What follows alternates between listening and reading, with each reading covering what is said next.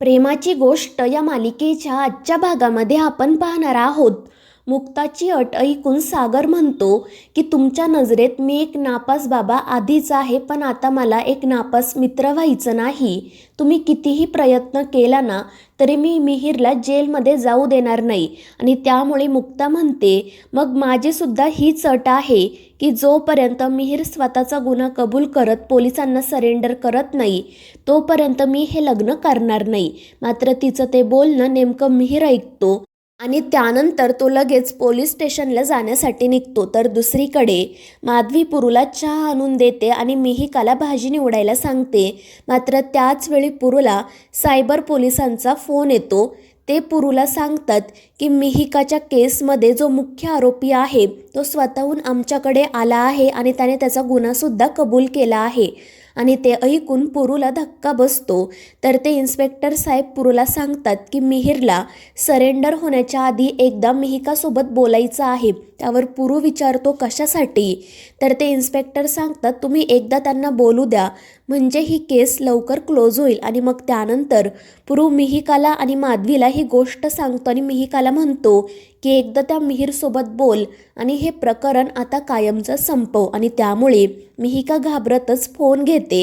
तर माधवी तिला फोन स्पीकरवर ठेवायला सांगते आणि त्यानंतर मिहिर मिहिकाला म्हणतो की तू माझ्यावर जे काही आरोप केले आहेत ना ते मला मान्य आहे आणि मी स्वतःहून इथे सरेंडर होण्यासाठी आलो आहे. तू माझ्यावर जे आरोप केले त्यांच्यासाठी शिक्षा भोगायला मी तयार आहे. पण ही गोष्ट फक्त एकदा तुझ्या मुक्ताताईला सांग, कारण तिने सागर दादूसमोर अट ठेवली होती की जोपर्यंत मी पोलिसांना सरेंडर होत नाही तोपर्यंत ती हे लग्न करणार नाही. आणि मिहिरचं ते बोलणं ऐकून सगळ्यांनाच धक्का बसतो. तर मिहिर मिहिकाला म्हणत असतो की एक गोष्ट लक्षात ठेव, माझं तुझ्यावर खरंच खूप प्रेम आहे. आणि मग तो फोन ठेवून देतो. मात्र मिहिरचं ते सगळं बोलणं ऐकून मिहिका पूर्णपणे खचून जाते. माधवी तिला धीर देत असते. तर पुरूच्याही लक्षात येतं की मुक्ताच्या अटीमुळेच मिहिरने त्याचा गुन्हा कबूल केला आणि तो पोलिसांना सरेंडर झाला. आणि त्याच वेळी मुक्ता त्या ठिकाणी येते. सर्वजण तिच्याकडेच बघत असतात, त्यामुळे ती काय झालं आहे ते विचारते. मिहिका रडतच तिला सांगते की मिहिरने त्याचा गुन्हा कबूल केला आहे. आणि ते ऐकून मुक्तालाही धक्का बसतो. तर दुसरीकडे मिहिरने गुन्हा कबूल केला आहे हे सागरलाही समजतं आणि तो लगेच वकिलांना बोलावून घेतो आणि त्यांना सांगतो की काही झालं तरी मला मिहिर जेलच्या बाहेर हवा आहे, कारण तो असं काही करूच शकत नाही, माझी पूर्ण खात्री आहे. तर इंद्रासुद्धा म्हणत असते की हो, तो माझा मुलगा आहे, माझे संस्कार आहेत त्याच्यावर, तो असं काहीच करणार नाही. मात्र लकी म्हणत असतो की त्याने तर स्वतःच्या तोंडून गुन्हा कबूल केला आहे ना. मात्र सागर त्याला सांगतो की जरी त्याने गुन्हा कबूल केला असला तरी तो गुन्हा त्याने केलेला नाही. आणि त्यामुळे लकी खूप घाबरतो आणि मनाशी म्हणतो की जर या वकील साहेबांनी खऱ्या गुन्हेगाराचा शोध घेतला तर मग मी मात्र गेलो. आणि त्याच वेळी बापू त्या ठिकाणी येतात. ते सगळ्यांना आनंदाने सांगतात की मुक्ताने या लग्नासाठी होकार दिला आहे. आणि ते ऐकून सगळ्यांनाच खूप आनंद होतो. वकील साहेब सागरचं अभिनंदन करत म्हणतात की आता सईला तुमच्याकडे येण्यापासून कोणीही थांबवू शकत नाही. आणि ते ऐकून मग इंद्रा आणि बापूंना तर खूपच आनंद होतो. बापू सागरला सांगतात की मुक्ताने तुझ्यासाठी निरोप पाठवला आहे, तिला तुला एकदा भेटायचं आहे. आणि मग त्यानंतर मुक्ता आणि सागर एका हॉटेलमध्ये भेटतात. सागर मुक्ताला म्हणत असतो की तुम्ही उगाच गैरसमज करून घेऊ नका, कारण मी फक्त सईसाठी या लग्नाला होकार दिला आहे. तर मुक्ता म्हणते आणि मी सुद्धा फक्त सईसाठीच या लग्नाला होकार दिला आहे, तुमच्याशी नातं जोडण्याची मला काही हौस नाही. तर सागर म्हणतो हो, फक्त सईसाठी. तर मुक्ता म्हणते हो हो, फक्त सईसाठीच. आणि त्यानंतर ते दोघेजण बराच वेळ ही गोष्ट एकमेकांना सांगत बसतात. मात्र त्यानंतर सागर वैतागून म्हणतो की हे काय चाललंय तुमचं, तुम्ही काही शाळेत आहात का, आधी मी करताय. आणि ते ऐकून मुक्ता वैतागून गप्प बसते. मात्र त्यानंतर सागरच म्हणतो की फक्त सईसाठी. आणि ते ऐकून मुक्ता खूप चिडते. तर सागर तिला म्हणतो की हे घ्या, पाणी प्या, नाहीतर ठसका लागेल. मात्र त्यानंतर त्यालाच ठसका लागतो. तर मुक्ता हसतच ते पाण्याचा ग्लास त्याला देते. आणि त्यानंतर सागरला रोहितचा कॉल येतो. तो सागरला त्याच्याबद्दल आणि मुक्ताबद्दल विचारतो. मात्र मुक्ताबद्दल विचारताना तो असं म्हणतो की तुझी डार्लिंग बायको कशी आहे, आणि ते ऐकून सागर इकडे मुक्ताकडे बघत म्हणतो की माझी डार्लिंग बायको मुक्ता ठीक आहे. आणि ते ऐकून मुक्ताला धक्काच बसतो. ती रागातच सागरकडे बघत असते. तर इकडे रोहित सागरला सांगत असतो की आज पहाटे माझ्या बायकोच्या स्वप्नात तुम्ही दोघे आला होता. त्यावर सागर विचारतो की नक्की काय स्वप्न पडलं वहिनींना. त्यावर रोहित सांगतो की तिला असं स्वप्न पडलं की तू आणि मुक्ता परत लग्न करत आहात. आणि ते ऐकून सागरला आश्चर्य वाटते.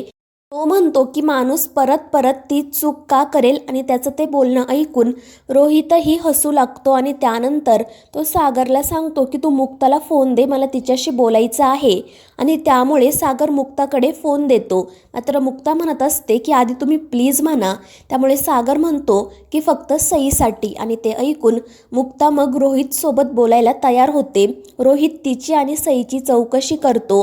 आणि त्यानंतर तो मुक्ताला विचारतो की सागर तुझ्याशी भांडत तर नाही ना. त्यावर मुक्ता हसतच म्हणते की सागर आणि भांडण अजिबात नाही, ते तर कधीच माझ्याशी भांडत नाही. आणि मुक्ताचं ते बोलणं ऐकून सागर मात्र रागातच तिच्याकडे बघत असतो. आणि मग त्यानंतर रोहित तिला फोन स्पीकरवर ठेवायला सांगतो. आणि तो सागरला म्हणतो की जर तू वहिनींना त्रास दिला ना तर मी तुझं डील कॅन्सल करेल. आणि ते ऐकून मुक्ता खुश होते. सागर मात्र घाबरतो. आणि त्यानंतर रोहित त्यांना सांगतो की तुमच्या दुसऱ्या लग्नाचं तर काही मला माहीत नाही, पण तुमच्या सेकंड हनीमूनसाठी तुम्ही नक्की लंडनला या. आणि ते ऐकून सागर आणि मुक्ताला धक्काच बसतो. मात्र तरीही ती रोहितला म्हणते की हो आम्ही नक्कीच येऊ. आणि मग ती फोन ठेवून देते. सागर मात्र वैतागून फोन फोडण्यासाठी हात उचलतो. मात्र मुक्ता म्हणते की माझा फोन माझ्याकडे आहे, तो फोन तुमचा आहे. आणि ते ऐकून सागर पटकन फोन खाली ठेवतो.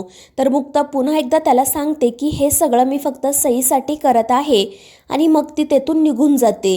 तर सागरही मोठ्याने ओरडतो, हो फक्त सईसाठी. मात्र त्याचा आवाज ऐकून हॉटेलमधील सगळे लोक त्याच्याकडे बघू लागतात. त्यानंतर इंद्रा बापूंना म्हणत असते की आपली मुलाकडची बाजू आहे ना, मग त्यांनी आपल्याला भेटायला इथे यायला हवं, आपण त्यांच्या घरी जायचं नाही. आणि तिचं ते बोलणं ऐकून सागर डोक्यालाच हात लावतो. तर स्वाती, कोमल आणि लकीसुद्धा लग्नाबद्दलच चर्चा करत असतात. आणि त्यामुळे सागर खूप वैतागतो. तर दुसरीकडे माधवी पुरूला म्हणत असते की मी तर त्यांच्या घरातही जाऊ शकत नाही, त्यामुळे त्यांना म्हणावं तुम्हीच इकडे या, आपण आपल्या घरात सभ्यपणाने लग्नाची बोलणी करू. त्यावर पुरू तिला समजावण्याचा प्रयत्न करतो. मात्र त्याचं कोणीही काही ऐकून घेत नाही. मंजिरी आणि मयुरेशही माधवीचीच बाजू घेतात. त्यामुळे मुक्ता डोक्याला हात लावून बसते. तर दुसरीकडे बापू स्वतः इंद्रा, लकी, स्वातीला सांगतात की उगाच तुम्ही आडमुठेपणा करू नका, गरज आपल्याला आहे, त्यामुळे तुम्ही त्यांच्याशी प्रेमाने वागा, उगाच आधीच्या गोष्टींचा वचपा काढायला जाऊ नका. आणि त्यावर इंद्रासुद्धा हो म्हणते. तर स्वाती म्हणत असते की जेव्हा त्या सावनीला समजेल ना की माझ्या दादूचं लग्न होत आहे, तेव्हा तिचा चेहराच उतरेल. मात्र बापू त्या सगळ्यांना स्पष्टपणे सांगतात की ही गोष्ट त्या सावनीला कळता कामा नये. आणि मग त्यावर सर्वजण हो म्हणतात. मात्र सागर वैतागूनच त्याच्या रूममध्ये जातो. तर दुसरीकडे पुरू माधवीला समजवण्याचा प्रयत्न करत असतो. मात्र माधवी काही ऐकत नाही आणि त्यांच्या घरात जायला नकारच देते. त्यामुळे पुरू वैतागून बाहेर येतो. बापूसुद्धा बाहेर आलेले असतात. बापू पुरूला सांगतात की आमची इंद्रा तुमच्याकडे यायला तयार नाही, मुलीकडच्यांनी आपल्या घरी यायला हवं असा हट्ट करत आहे. तर पुरू म्हणतो आमच्याही घरी तेच सुरू आहे. माधवीचं म्हणणं आहे की काही झालं तरी मी समोर जाणार नाही. आणि मग त्यानंतर बापू म्हणतात की यावर माझ्याकडे एक उपाय आहे. आणि त्यांचा उपाय ऐकून पुरूसुद्धा खुश होतो. तर दुसरीकडे सागर मुक्ताला कॉल करतो आणि तिला सांगतो की अर्ध्या तासात मला कोर्टात येऊन भेटा, कारण मला तुमच्याशी लग्नाबद्दल महत्त्वाचं बोलायचं आहे. तर मित्रांनो, या मालिकेच्या पुढील भागांमध्ये आपण पाहणार आहोत गोखले फॅमिली आणि कोळी फॅमिली एकमेकांच्या घरी न भेटता एका तिसऱ्याच ठिकाणी भेटतात. आणि मग त्यानंतर लग्नाची बोलणी सुरू होते. मात्र जेवणामध्ये काय मेन्यू हवा यामुळे पुन्हा इंद्रामध्ये आणि माधवीमध्ये वाद सुरू होतात. तर दुसरीकडे सागर मुक्ताला सांगतो की आपण हे लग्न साधेपणानेच करू. मात्र मुक्ता म्हणत असते की माझी आणि माझ्या आईची अशी इच्छा होती की माझं लग्न थाटामाटातच व्हायला हवं. मात्र त्यानंतर सागर मुक्ताला समजावतो आणि तिला सांगतो की आपल्याला सईसाठी हे लग्न आयुष्यभर टिकवायचं आहे आणि त्यावर मुक्तासुद्धा हो म्हणते. तर मित्रांनो, या मालिकेच्या पुढील भागांच्या अपडेट्ससाठी आपल्या चॅनेलला सबस्क्राईब करा.